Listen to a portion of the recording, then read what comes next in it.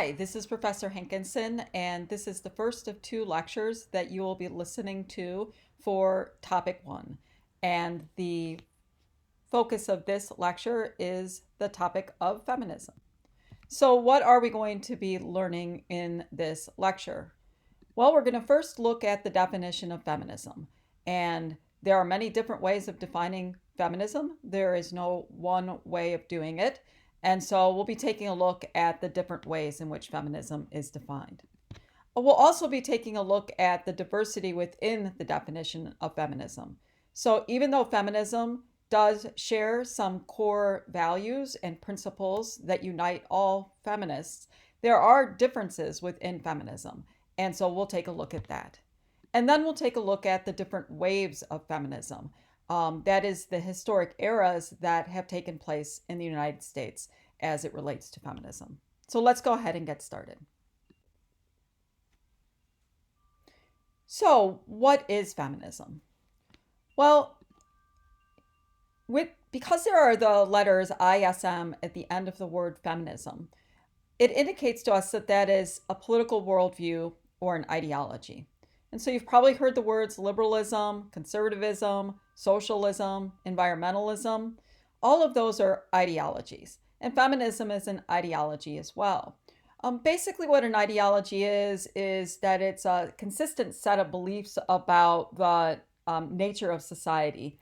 And then it's also about that, given that consistent set of beliefs about the way the world works, that leads to demands from political actors, the government, lawmakers, and others to address those concerns that they have about the way society is structured. And so feminism falls into the category of ideologies like many other ideologies that we have within the United States. Feminism is also a social and political movement, though, as well. And so that it is a worldview with certain assumptions and core values and beliefs, but that worldview is oftentimes taken as a call to action, right? And so feminism and feminists oftentimes will get involved in the political process. They will get involved in social movements, trying to raise awareness about their concerns, and then trying to make political change as well. Now, one thing you should keep in mind is that feminism is not fixed in its meaning, that there are lots of different ways of defining feminism, as we're going to see in a moment. But that being said, that there are some core principles that unite all the different definitions of feminism.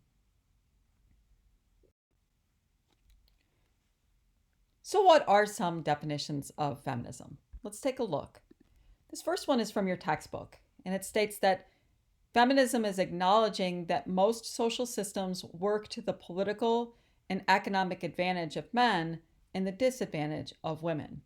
So what's kind of unique about that definition is that it sort of thinks about feminism as systemic, and that there is systemic sexism that exists and needs to be acknowledged, and that sexism is that the system gives economic and political advantages to men and that women are at a disadvantage.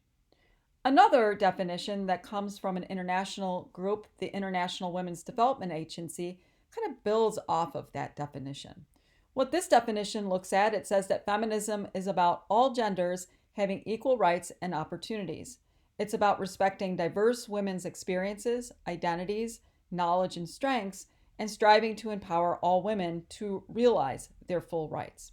I say that it kind of builds off of that first definition in that it focuses not just on systemic sexism, but also places an emphasis that feminists focus on equality of opportunities and rights for all genders. It also recognizes that there's a diversity within genders and within women's experience as well, that the way that women achieve equality is different depending on their standing in society, their race, their class, what country they come from. And so that definition of feminism is a little bit more robust and builds off nicely from the definition offered in your textbook. And here's one final definition that we're going to take a look at from Bell Hooks. She's an American feminist, an activist, and an author, and provides additional insight into defining feminism. She states that feminism is a movement to end sexism and sexist oppression. Its aim is not to benefit solely any specific group of women and particular race or class of women. It does not privilege women over men. It has the power to transform in a meaningful way all of our lives. And so I think what Bell Hooks's definition of feminism offers to our discussion here is that it kind of counters an assumption that is sometimes, I think, a faulty assumption that's sometimes made about feminism, that feminism is for women, but it's kind of against men. In the struggle for women to become equal, men are somehow going to be placed at a disadvantage.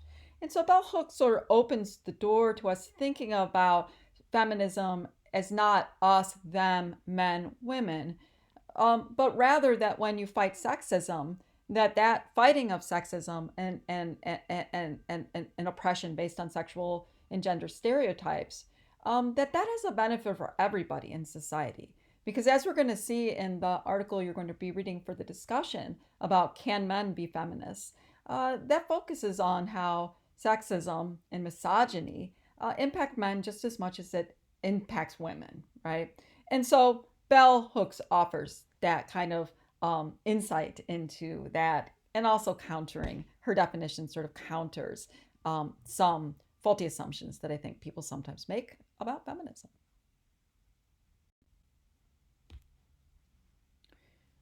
So what are some of the shared principles that we see in these different definitions? And of course, there are other definitions you can look at. We just focused on 3. Definitely one of the shared core principles is the recognizing of the presence of sexism and fighting against it. Another core shared principle is emphasizing the fight for equal rights and equal treatment and equal opportunities for both men and women. And then finally, an understanding that sexism impacts men as well as women, and also impacts people differently. We saw that in both Bell Hooks' definition and also the definition from the international group. And so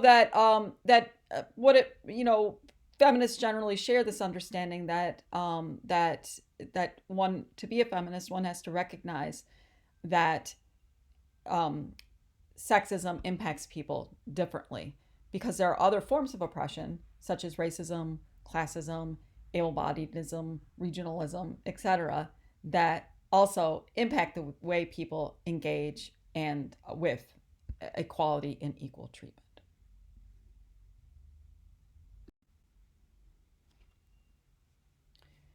So we see that there are core principles that unite feminists, but that being said, there are key differences within feminism.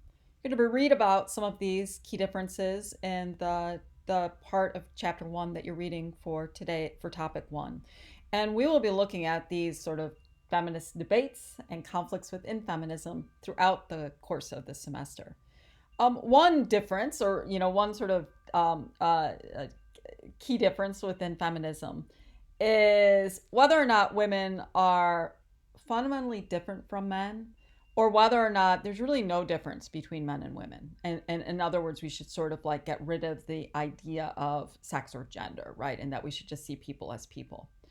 And the social feminists and versus the egalitarian feminists, and it does a good job of sort of highlighting those differences. These are some of the first feminisms that we have in the United States, and they come about really the end of the 19th century, the early part of the 20th century, as women are fighting for the vote, the right to vote.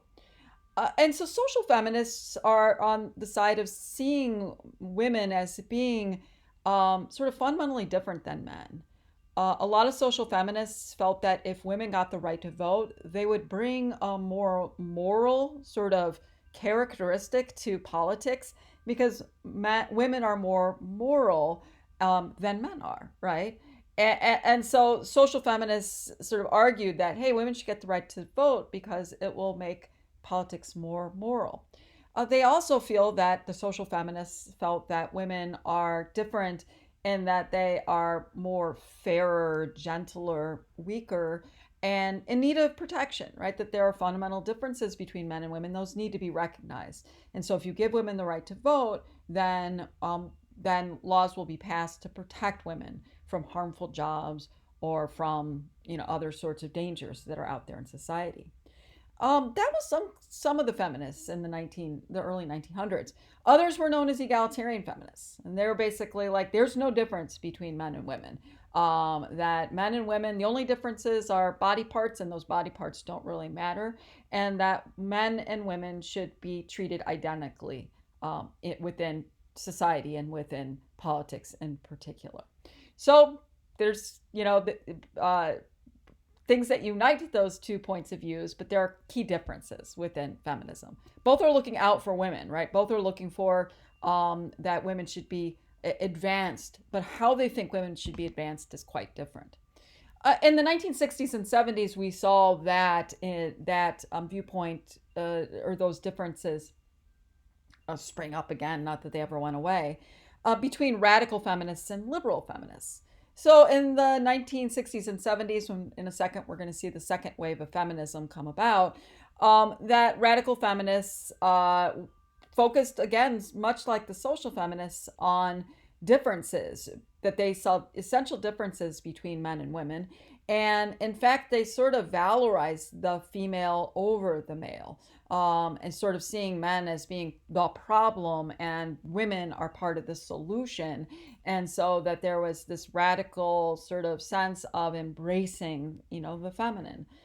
Also, radical feminists are much more likely to recognize this thing called patriarchy, right? That this male or masculine dominance that goes from culture to culture, era to era, and that it's always sort of present and it needs to be basically brought down. And so radical feminists, as the name sort of indicates, that the root of the problem is patriarchy, and they want to, unless you get rid of patriarchy, women really cannot be equal. Liberal feminists take a much different approach to that. For liberal feminists, kind of spring forth from that egalitarian feminist viewpoint, sort of focus more on what men and women have in common and where they're similar rather than where they're different. And then also wanting to sort of reform our system slowly and not radically or revolutionarily. And so bringing women closer and closer to full political and social equality. Liberal feminists are also liberal, small l, in that they fight for liberty. And they're like, look, if women want to, and we see this debate sort of develop in the debate over pornography, radical feminists are against pornography because they basically see it as a perpetuation of male dominance over women. Liberal feminists take a different stand on that. They're like, who are you to tell a woman whether or not she should make money by posing naked in a magazine? She can make her own decisions, and if those are the decisions that she wants to make, that we should respect those decisions, not say that she's blinded by patriarchy and reinforcing it and perpetuating it. So again, those are two other sorts of debates that we have within feminism. There are a lot of other feminists you'll read about in the textbook and that we'll be talking throughout the semester: ecofeminist, socialist feminists, feminists of color, etc. But again, kind of going back to this idea that there's a lot of diversity within feminism.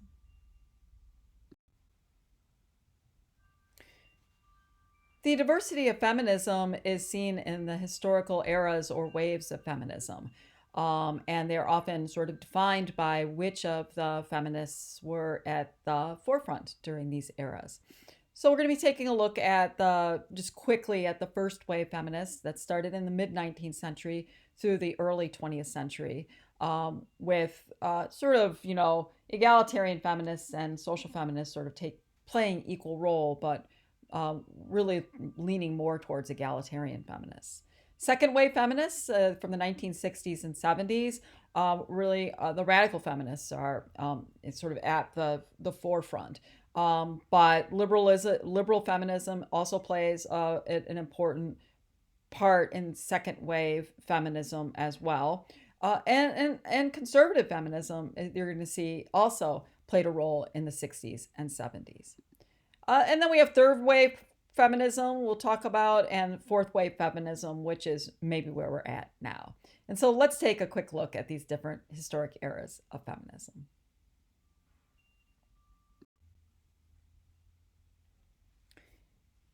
So, first wave feminism. There's a picture of the suffragettes in New York City, 1912. As we know from recent newspaper coverage, that the 100th anniversary of the passage of the 19th Amendment, that's the amendment that gives women the right to vote, took place last month in August. And so the goals of the first wave feminists were to open up opportunities for women. And they felt that probably in the forefront of opening up that opportunity was getting women the right to vote, the focus on women's suffrage. Uh, but also that wasn't the only thing that they focused on. In their efforts to sort of move women into the public sphere through the right to vote, they were also challenging sort of this thing called the cult of domesticity, this idea that women's place is in the household, men's place is out in the public, and that because women are best suited for the home life. And so they sort of challenged that, particularly in some of the activities that we'll be learning about in future chapters, in the activities that they engaged in during the long fight for the right to vote. Some key figures that you see here up on the left hand side, that's Katie Stanton, Elizabeth Cady Stanton, and on the bottom right hand side is Susan B. Anthony, and both of them were fought for a long time for the right for women to vote. That in the up above Susan B. Anthony is Sojourner Truth. She was a former slave, and she wrote a famous piece called "Ain't I Woman Too," sort of challenging though that the women's rights movement isn't just for white women, but they're for Black women as well. And key moments are the Seneca Falls in 1948 and the passage of the 19th Amendment in 1920. We'll be learning about that. And the women's first wave feminists aligned with other social movements. One big alignment was with the abolitionist movement. And so many of the first wave feminists weren't just fighting for the right for women to vote, but were fighting for the end of slavery as well. And they were also concerned with temperance. That is the impact that alcohol has on women's lives, particularly because of social norms, they stayed at home. Husbands would go out and work, come home drunk, and there were, and that jeopardized basically the safety and the well-being of women.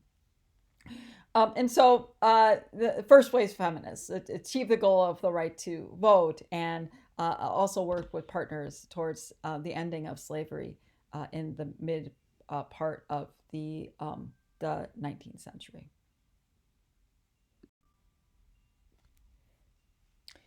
If anybody had the opportunity to watch the cool mini series over the summer called Mrs. America, you would have seen a lot of, a big emphasis on second wave feminism of the 1960s and 70s.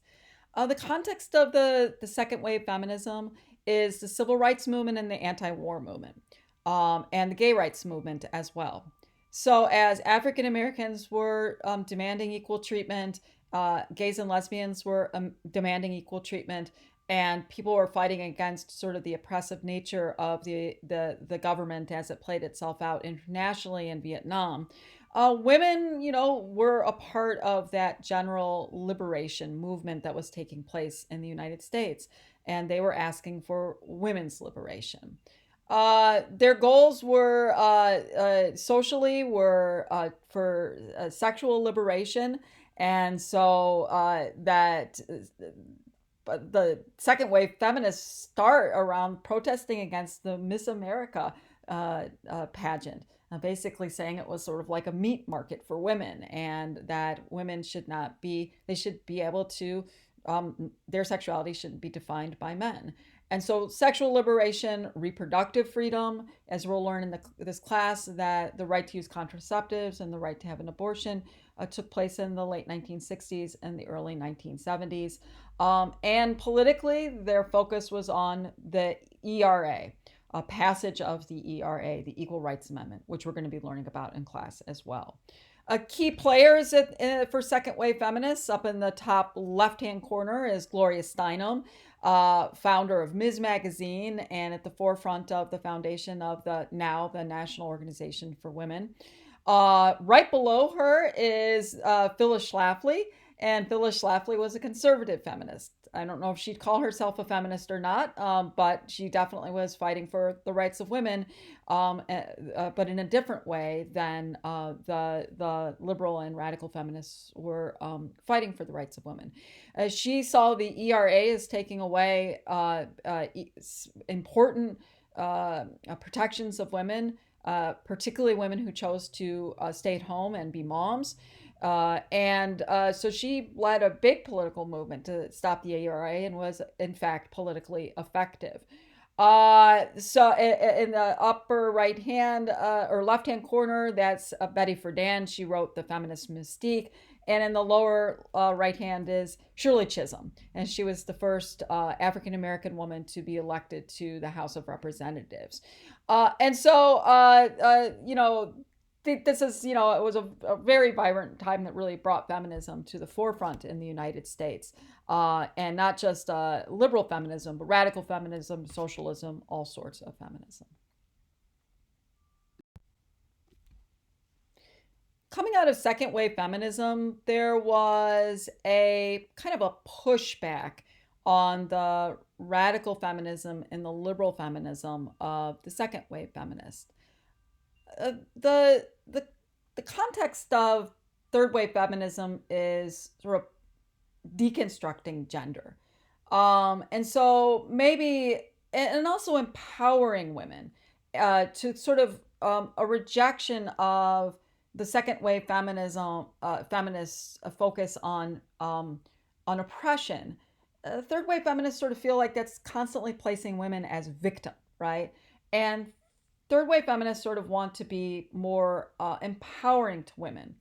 And so third wave feminists generally see gender as a construction that needs to be taken apart. They really wanted to challenge the assumptions of radical feminism, that there's this sort of essentialism about what it means to be a woman and how to be the right kind of feminist. And we really see that with Roxane Gay and her piece, Bad Feminist.